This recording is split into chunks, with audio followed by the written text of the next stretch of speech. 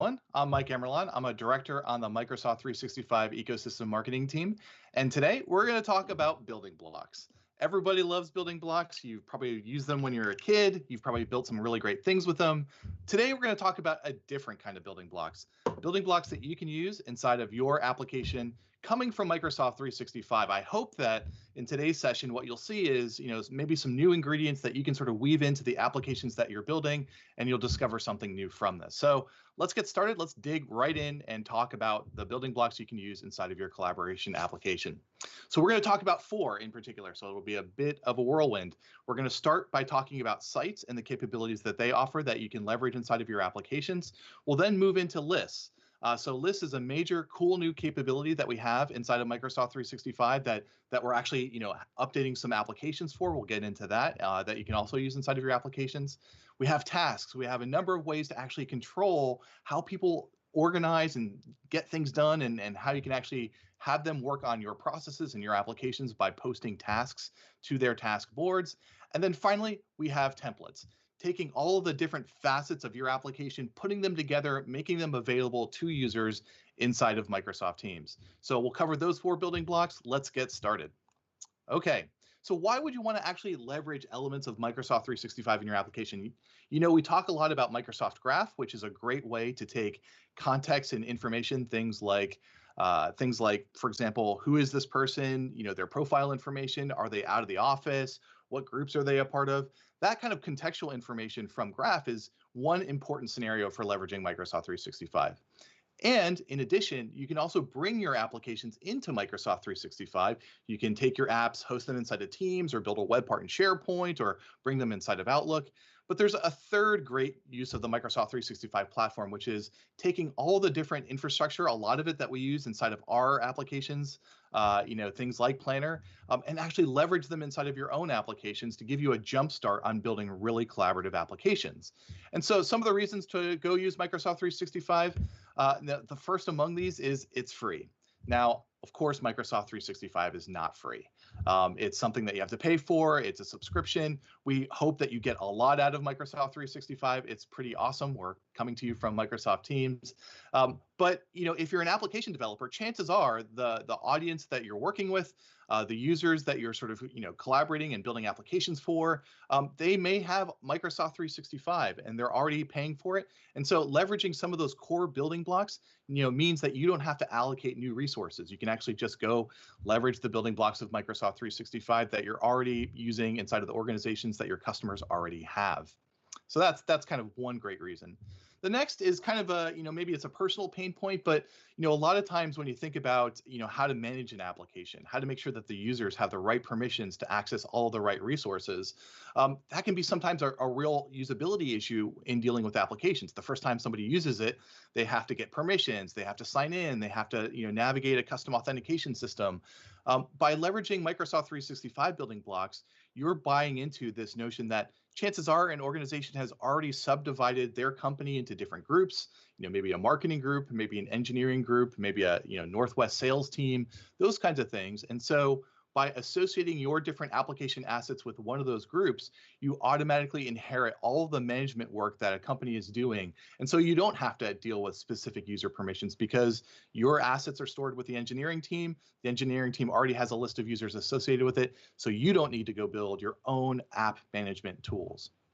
Next up, Microsoft 365 is compliant. And that's really, happens on 2 levels. First, Microsoft 365, in terms of its data centers, it's all around the world. It complies with a number of different industry standards, things like ISO 27001 and GDPR and those kinds of things. And so there's a lot of infrastructure in place already inside of Microsoft 365, such that if you host your application elements there, you kind of inherit that. You can make sure that it's not on a server under your desk where you have to worry, okay, what's the compliance strategy for this, so to speak. It's hosted in Microsoft 365 and you inherit a lot of those capabilities. The other level is that a lot of times organizations want to have policies on their content. They want to make sure that 6 years down the road, they can still access all of the engineering documents in case of needing it for a legal issue or something like that. So there's things like e-discovery tools to make it possible for organizations to go find content later if they should happen to need it. And again, by hosting your content and your application elements inside of Microsoft 365, you automatically inherit that sort of e-discovery capability, all of the great tools that a lot of our partners build. It will work against your data as well. Oh, another really good one, like search. By putting your content inside of Microsoft 365, you automatically get search capabilities. Just another, yet another bonus from, weaving your application elements into Microsoft 365. And the final among these is that they're pretty darn powerful. Working with tasks, there's a lot of flexibility, there's bucketing, there's prioritization that you can sort of take advantage of. So as tasking systems go, there's a lot of power there. And the same thing with lists. Lists have a lot of sophistication. They can have different query capabilities. They have indexing. I say powerful mostly because, yeah, lists are not database tables. They don't have all those different relationship capabilities, inner joins, outer joins, complex queries that you could do with a SQL table. So for a lot of applications, absolutely, you want to use SQL databases. You want to use NoSQL type of storage, depending on your application architecture needs. But if you're storing, maybe 10,000 items for an inventory tracker, a list can actually be a really great choice for those kinds of applications. So let's dive in. Now, behind the scenes, what powers all of these experiences is the Microsoft Graph API. That provides a way to access all of the different information that you see from Microsoft 365. And for these building blocks, it's your main way to actually get that value out. Now, architecturally, behind the scenes, everything starts with a group in Microsoft 365. So you can go access a group through the /groups/group identifier, within Microsoft Graph. And so you can, discover all the groups that maybe a user is a member of or create your own group. Now, groups are really just a list of users. So you can find the set of users that are associated with the group, all of the members of the marketing team or the engineering team, just by querying for the set of members that are associated with the group. Of course, you can find out more information about the users by connecting to that node within Microsoft Graph as well. Now, on top of a group is the concept of a team. So every team has a group that's provisioned behind the scenes. But if you want to manage, for example, all the team channels or all the team chats, you can access that through /groups/ID/team. Now, every team also has a SharePoint site that's provisioned alongside of it as well to provide assets like file-based resources and lists. So you can get an identifier to the site by /group_ID/site/root. And then once you get that identifier, you can actually work with all the different assets inside of that site. Now, one of the really key assets inside of those sites are document libraries, an ability to upload files. And now those are referred to as the drives. So you can do site/identifier/drives to access all the different document libraries for storing information. And then we also have lists as well. So with a list, you can do things, we'll talk a lot about lists in just a second, but lists are, that structured storage that you can see inside of a SharePoint site. And then finally, there's also similarly a set of planner plans. Now, if you've used Microsoft Planner, you'll know that it's kind of Kanban style board for arranging tasks, for bucketing things to go do. So similarly, you can go find the associated planner plans by just accessing the group identifier and then going and working with those as well. But you can see that there's this benefit here to where every application is associated with a group, so it's got this integrated user management, and these are all assets that you can access as well. Okay, so let's talk with sites, our first building block. So sites are basically SharePoint. And if you've worked with SharePoint, you know that it's got some really powerful capabilities for hosting, pages with web parts that users can customize and move around and design. You can create really beautiful and engaging sites inside of SharePoint, and this becomes an asset you can use inside of your own application. For example, if you want to let people create custom dashboards, maybe you can create some custom web parts, and you can incorporate those dashboards into your application as well, potentially by referring to those pages, creating custom pages, and the like. A really key capability is document libraries and files. So every SharePoint site has document libraries for storing documents. The PowerPoints that I'm showing you today came from a SharePoint site. And so that's a really powerful capability that you have there. If you're building an application, chances are your application probably needs some file capability. So for example, if you're a real estate application and you need to store pictures of the houses that you're working to sell, you can actually store those inside of a SharePoint site. You can build a user experience for letting people upload those pictures and then go show and reuse them. So there's a lot of powerful capabilities there, and you don't have to build that yourself. You can just leverage a lot of the SharePoint user experiences, the Graph APIs, and the like, and go from there. You can store custom properties on SharePoint sites. And then finally, we also have this capability for SharePoint lists, which we'll just talk about. Okay. All right. So let's talk about those lists. So lists, if you're familiar with SharePoint lists, this is kind of a way to go access all of the structured storage that you see inside of SharePoint. Now, every document library that we just talked about is also a list, so you can see all the different properties that are associated with it. But then, in addition, you can have standalone lists that are not associated with files, and these become, a little bit like, again, they're not database tables, but they're kind of like it a little bit. Okay, so let's talk about some of the capabilities of lists. Every list has a number of columns that you can store different properties for your items within. There's a lot of different flexible column types. So for example, you have a text field, a number field, a date field. You have lookups, so you can have every list item sort of potentially point to a set of users. So if you want to pull in users that maybe are the owners of this item, you can go do that as well. We added some capabilities to store location inside of lists. So if you want to maybe have the location of your real estate properties and you want to store that as a custom attribute inside of a list, there's a location field. And then lists also have simple capabilities for lookups from one list to another. So you can do some very basic relational type of connections between lists.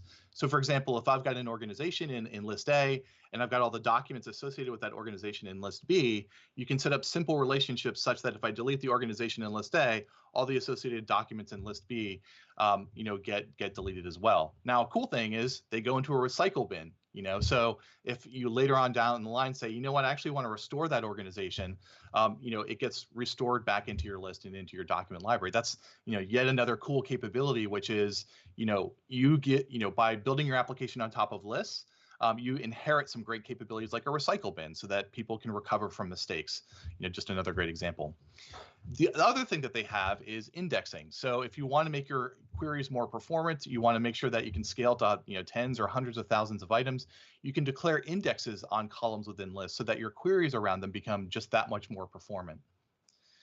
The final thing is that the views for lists are really customizable, both in terms of end users. They can sort of really customize a lot of properties for how their list shows up, but in addition, they can also write JavaScript through SharePoint Framework to actually extend custom list views.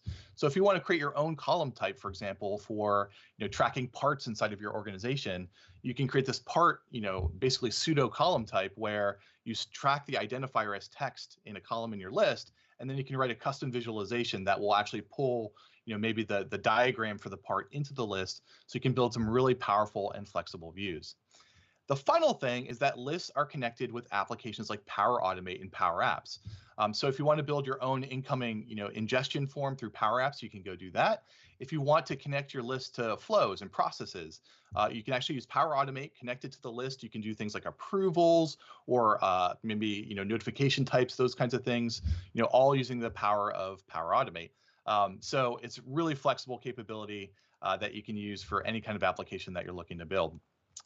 Now, the final thing that we're really talking about today is we're kind of introducing this concept of personal lists. So yes, a lot of lists get associated with groups. They become a way for a team to go track different items that are interesting for them. So that's very powerful. But you can also store lists that are associated with a user as well. So as an application, if you want to track information for users, more broadly as they navigate amongst their different teams, you can actually store a list with a user. Now, for you fans of SharePoint and of SharePoint's history, this is actually tracked in the My site of the user. So, fun trivia fact for your SharePoint parties. But yes, personal lists, really powerful capability as well that we're bringing into sort of this overall list capability. All right, let's get to the code. Let's see, I am about 13 minutes in. Wow, 13 minutes to get to the code. Okay, well, we'll do better. Do better next time. Okay, so let's come to our Teams application over here. So this is my team site over here. Of course, we've got the chat going. We've got some bots, those kinds of things. We're working with Contoso Repair. I'm going to go click on the maintenance channel, which is where maybe our team goes and tracks maintenance issues and those kinds of things. Here you can see a number of chats that are going on as well. Now, in this case, what I have is an application for tracking our suppliers. Okay, so suppliers, very key to the maintenance depot and the maintenance team. So here you can see a list of all the different, suppliers that we are working with. Now, if you're familiar with Teams tabs, you know that really what a Teams tab is a website. So this could be a standalone website as well that I'm, hosting outside of Teams. You can leverage all of these ingredients that I'm going to talk about in your standalone websites. It doesn't have to be a Teams application, but of course, bringing your applications into Teams is always a great choice. So here's my list of organizations. You can tell that, this is all a bunch of my art, not very good. But this is kind of a set of fictitious organizations that we're going to be working with. You can see that I can also drill into these organizations, and I can see various properties about them, things like what's their location, what's their notes, what's their description. The other nice thing is I can see a set of documents that are associated with this organization.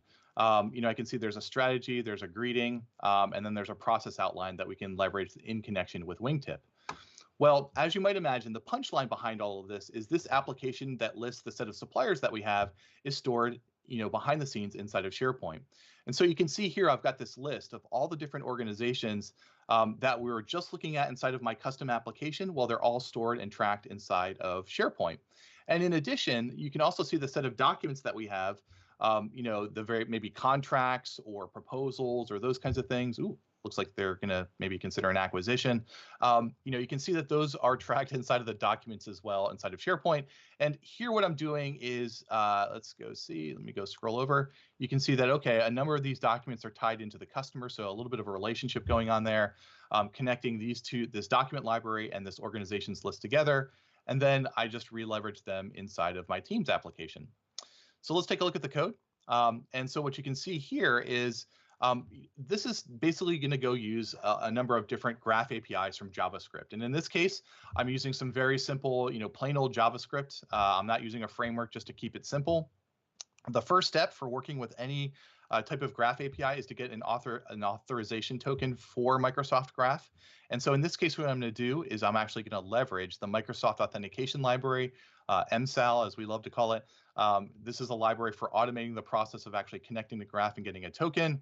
But we also have some new SSO capabilities to make this even easier. I'm not leveraging them. I should. But you should go check out Teams SSO, which will automate the process of getting those authentication tokens easier for both you as a developer and easier for your users as well. Okay, so this is MSAL. And I can go acquire the token silently. So now that I've got a graph authorization token, the next thing I can do is go make an AJAX call. So for that AJAX call, again, if just a simple web request that I'm making to the graph APIs over here, trying to be as simple as possible. You can see I pass in that authentication token that I just retrieved from MSAL as the bearer header, as the bearer token and the authorization header right here. And then after that, it's really just a simple REST call. In this case, I'm going to go use the graph endpoint. I'm going to go get the site identifier, and then I'm going to go plug that into the list that we're working with that stores our set of documents in this case. Now, the other thing I'm going to do is I want to filter the set of documents based on the customer that's currently selected. So I'm just doing a very simple REST query here to say, make sure that the customer identifier equals this right here, and go do a filter upon that. So this is just a very simple way to go retrieve a set of items.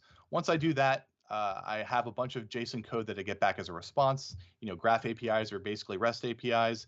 And so what I'm going to go do there is go take all the different fields that I get back from Graph and then go populate my web HTML from that. So this is just a very simple example of accessing those documents from SharePoint.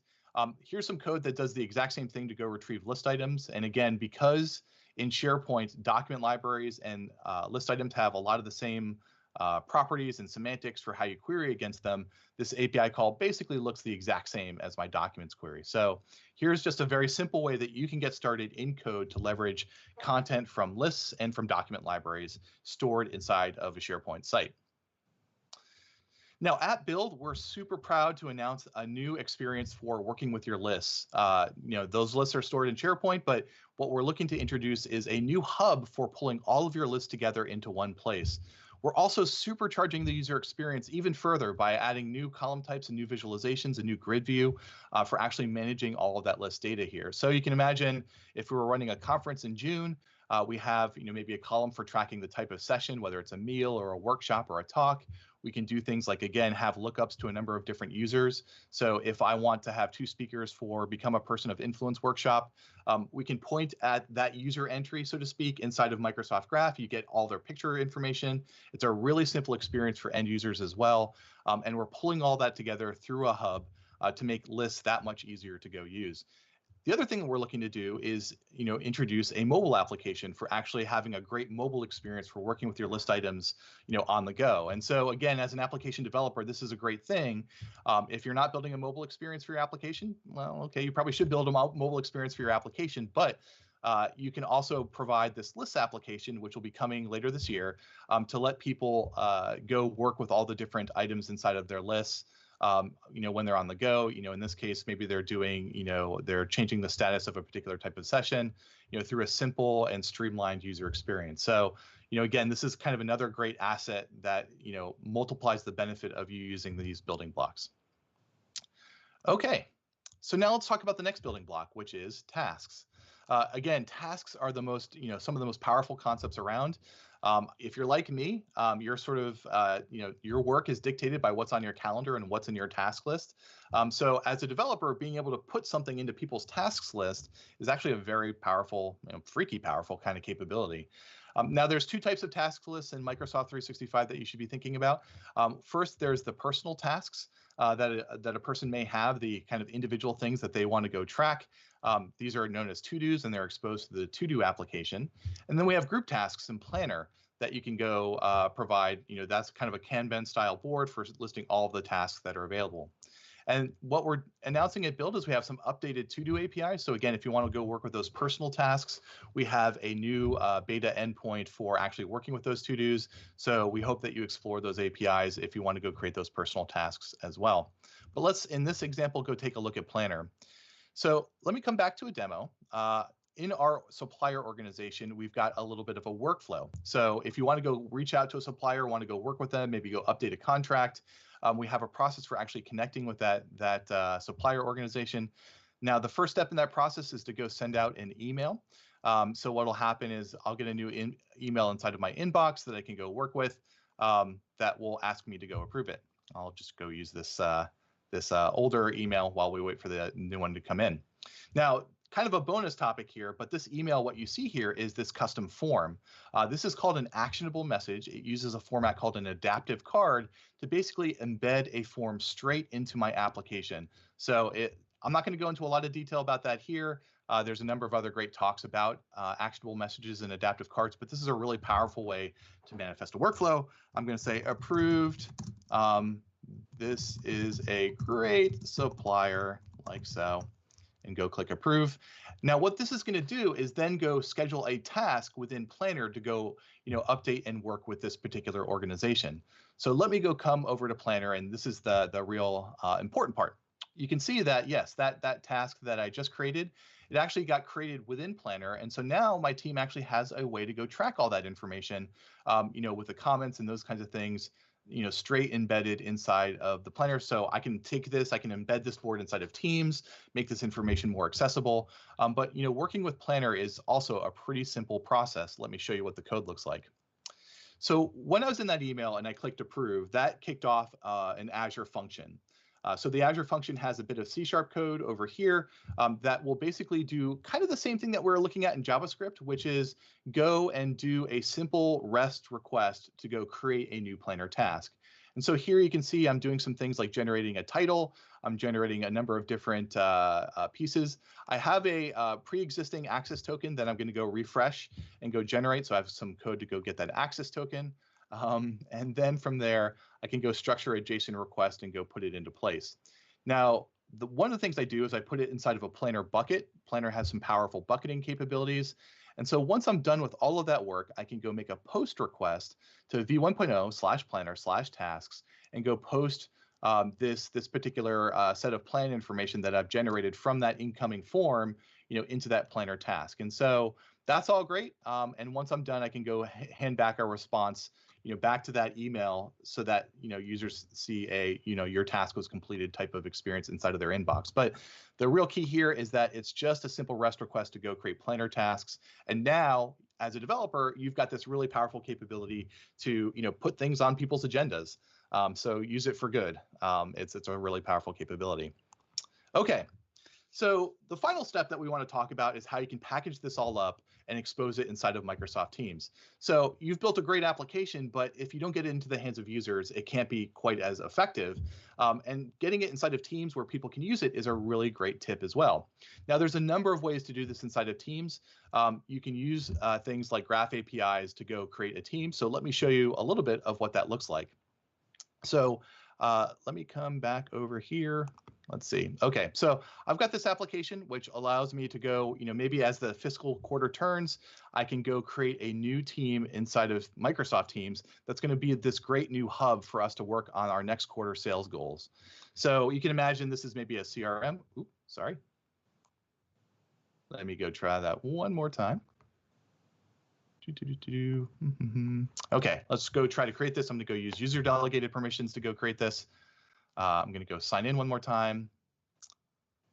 Let's try this one more time. All right, cool. Okay, so what this is going to happen here is now I've kicked off this process to go create a new team, which you can imagine happens, every quarter inside of our organization. If I come here, you can see, okay, now it's actually automatically creating a team over here. I've created a custom channel called Inside Sales, or Inbound Sales, excuse me, which will allow me to track how our sales team is doing. And the really great thing is that I can also bundle in all of the applications that my sales team needs to get started. So in this case, I have a website, really a Bing map, but you could pin your own mapping application if you want. If Bing Maps is, Bing Maps is pretty great too. And then the other part of it is, in this case, I have a leads list that I'm also tracking. Again, leveraging that list capability that comes with my site to go track maybe some potential sales leads and some people that are interesting for our team to work with. And you can pin your own applications here. Let's go take a quick look at the code. So this is the code behind my application. You can see what I'm doing here is I'm creating a new group, and I'm giving it some very basic information about, here's all the info about my sales team. And then what I'm going to go do is I'm going to go add some applications and go, incorporate them in. So in this case, it's a map application. Okay, so that was a little bit about provisioning. Let's just wrap this up. So the other great thing that we're introducing is, a templating capability for end users. So soon the creation experience will have a number of different templates that users can pick from to automate the process of selecting applications. And as an end user, you can do kind of the same thing. You can define the set of channels and the set of apps that people can go use. So a really great tool there. So that was kind of a wrap up. We covered 4 building blocks. We took a little bit more time to kind of cover all those building blocks. And these are a number of skilling sessions with additional drill downs into more information. And if you want to get started, it all starts with Microsoft Graph, which is available on graph.microsoft.com. So with that, I apologize for taking a little bit longer to kind of get through all the content. Ben, would you like to come on and maybe ask a couple questions? Hey, Mike, sure. We just have, 3 minutes here. So first question comes from Jordan S. Is lists essentially a new front end for SharePoint lists? Can a new list be based on any SharePoint list? Yeah, so yes, the answer to your question is the list is kind of a new, it's sort of an enhanced user experience for lists. And it's also a new hub to kind of pull all the lists that you might be working with, your favorites, your recents, all into one place to make them easier to access. And then also, as you saw, there's a mobile application as well that gives you this focused editing capability for lists as well. But, fundamentally behind the scenes, it's all based on SharePoint lists. And is there a limit to the size of the lists, either in file size or kilobits or the number of items you can have in a list? There isn't really a limit on the size of a list. There are steps that you should take to make sure that your lists remain performant as that list grows in size. And some of the things that I mentioned, like indexing, are sort of a key tool there. Can you store millions and millions of items in a list? You can, but probably at that scale, you should probably be thinking about something like a SQL database table that will give you more headroom and more capability over time. Okay, and we have about 1.5 minutes left. So Justin N had a quick question about auth, and he just wanted to know if the MSAL token that you acquire in your code there is tied just to the Graph API auth, or is it specific to an enterprise app that you have to set up with that auth request? Yeah, so with Microsoft Graph, I mean, those tokens are always connected to an Azure AD application, which is kind of the way to kind of, that administrators can assign specific applications, specific permissions. Now, within Azure AD, it's pretty simple to sign up for one of those applications and go create it. But in that case, what you saw there is I was using user delegated permissions, which is the intersection of the permissions granted to the app and to the user, and that's how I authorize those REST API calls. Well, I think that's about it. We are pretty much at a wrap. So thank you very much. Thanks everyone for attending. Thanks, Mike. Yeah, and thank you so much for attending the session. Sorry I didn't leave more time for questions. That's my bad. And I hope you've had a great build. And thank you so much for dropping in. Thanks a lot. Take care. See you.